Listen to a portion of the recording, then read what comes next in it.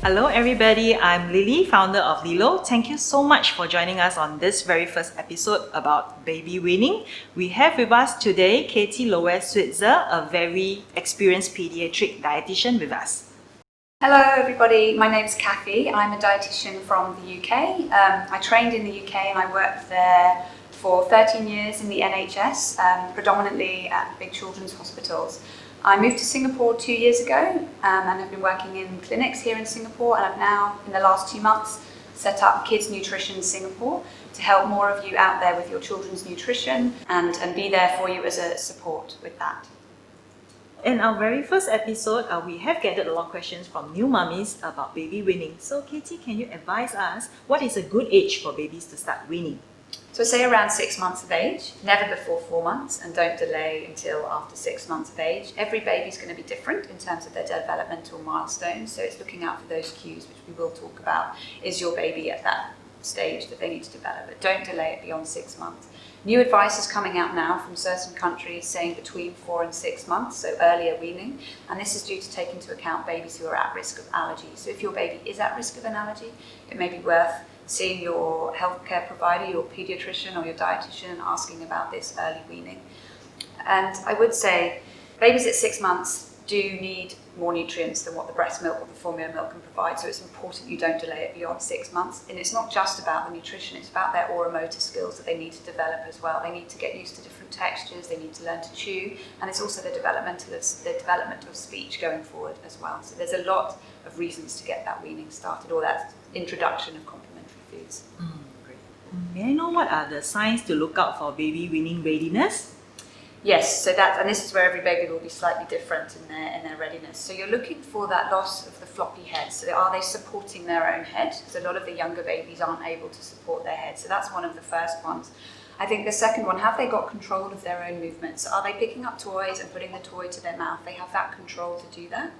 When you feed them or you start to feed them, have they lost that tongue protrusion reflex? So they're not sticking their tongue back out when the food goes in and pushing the food back out.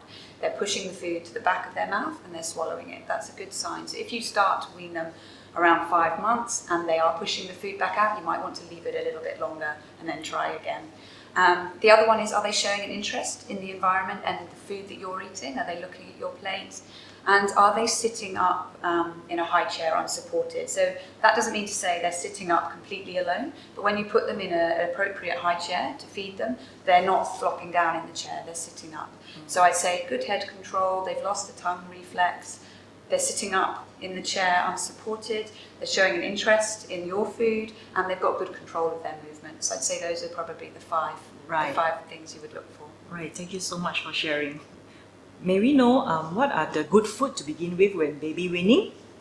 Yeah, so iron-rich foods are important to start with, and I'd say probably things like bitter green vegetables, because you get in your iron from the vegetable, but you also get that bitter taste that babies are probably not predisposed to liking. So you're introducing quite an unfamiliar taste, which from the start, at the get-go, is a good time to get that bitter taste in, these bitter green vegetables. So any iron-containing foods are probably the best to start with. These would be like your broccoli, your spinach, even things like butternut squash or sweet potato. So that's not that sweet fruit taste. So the bitter-tasting vegetables and the iron-containing foods. The baby's iron stores start to diminish around 6 months of age, so it's really important we start to think about the iron-containing foods at this stage. How about the quantity? What is the quantity that you recommend for to start weaning? Yes.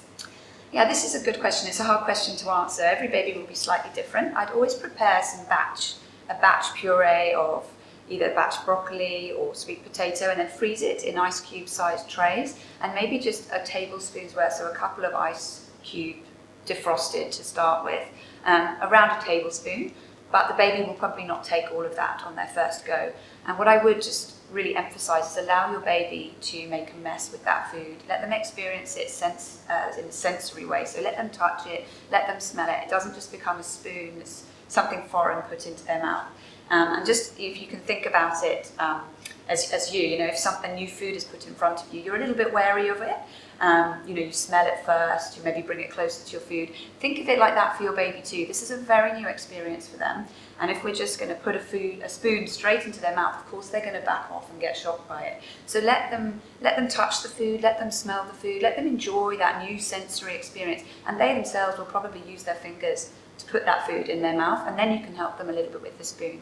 So they'll probably only end up taking a teaspoon or two at the first go, and then you can move on from there depending on your baby's cues. Is your baby enjoying that food?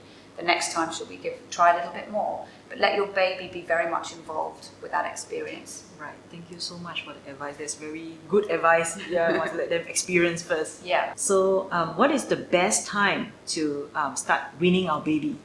It really depends. I'd advise, try a time of day that suits you, that you can be calm, you can be present, you're not rushing around, you're not doing something, you can sit with them and be there and enjoy that time with them. So this is normally around, if you're there at home, around midday, or a weekend at midday.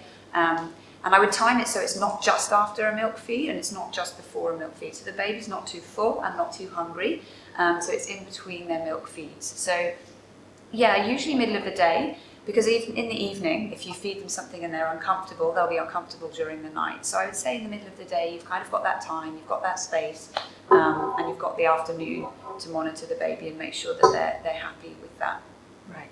Should I also choose spoon feeding or traditional weaning or baby-led weaning? Which do you advise, or which is better?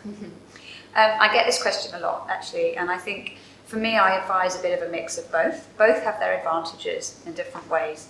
And I think the key with the baby-led weaning is the baby's cues are listened to. So baby is choosing what they want to eat. And I think that is really important, that as mums, we tune into the baby's cues and we don't ever overfeed or force feed a baby. And that can happen quite easily with spoon feeding. However, with baby-led weaning, do we get all the nutrients in that we need?